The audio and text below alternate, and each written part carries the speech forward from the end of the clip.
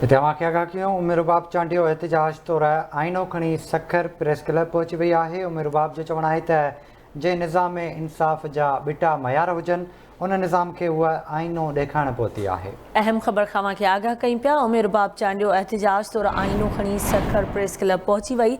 उमिरबाब चांडियो जो चवणु आहे त जंहिं निज़ाम में इंसाफ़ जा ॿिटा मयार हुजनि उन निज़ाम खे उहा आइनो ॾेखारण लाइ पहुती आहे।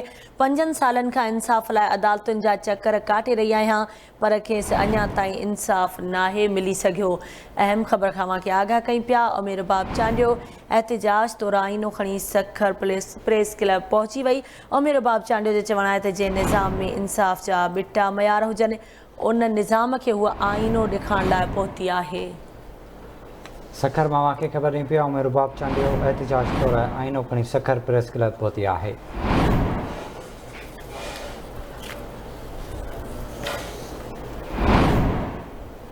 उमिरबाब चांडियो जो चवणु आहे त जंहिं निज़ाम में इंसाफ़ जा ॿिटा मयार हुजनि उन निज़ाम खे उहा आइनो ॾेखारणु पहुती आहे। 5 सालनि खां इंसाफ़ लाइ अदालतुनि जा चकर काटे रही आहे पर खेसि अञा ताईं इंसाफ़ नथो मिले। राब्तो कयो आहे सखर में शाहिद चना सां। शाहिद ॿुधाइजो उमिरबाब चांडियो अॼु सखर प्रेस क्लब पहुती आहे, संदसि छा चवणु आहे?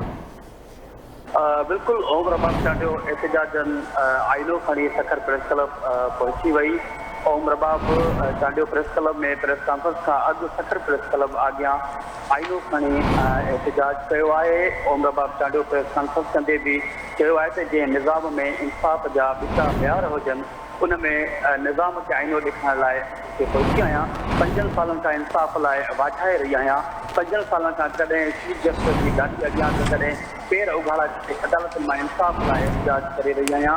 उनजो त 5 साल गुज़री विया पर इंसाफ़ नाहे मिली सघियो। मूंखे अदालती निज़ाम ते यकीन आहे उनजो त इंसाफ़ जूं तक़ाज़ाऊं पूरो करण लाइ अदालत 12 वॻे बि खुली सघे थी त असांखे बि इंसाफ़ ज़रूरु मिलंदो। उनजो त सिंध हाईकोर्ट लाड़काणे में मुक़ररु थियल ड्राफ्ट असांजी मदद करण बजाए होतारनि ऐं जागीरदारनि जी वांगार वेही रहियो आहे। हिते इंसाफ़ जा ॿिटा मयार नज़र अची रहिया आहिनि। इंसाफ़ मिलणु ॾाढो मुश्किल थी वियो आहे। मजबूर थी मुल्क जे निज़ाम खे आइनो ॾेखारण आई आहियां। ठीकु आहे, वञ महिरबानी शायदि तफ़सील खां आगाह करण जे लाइ।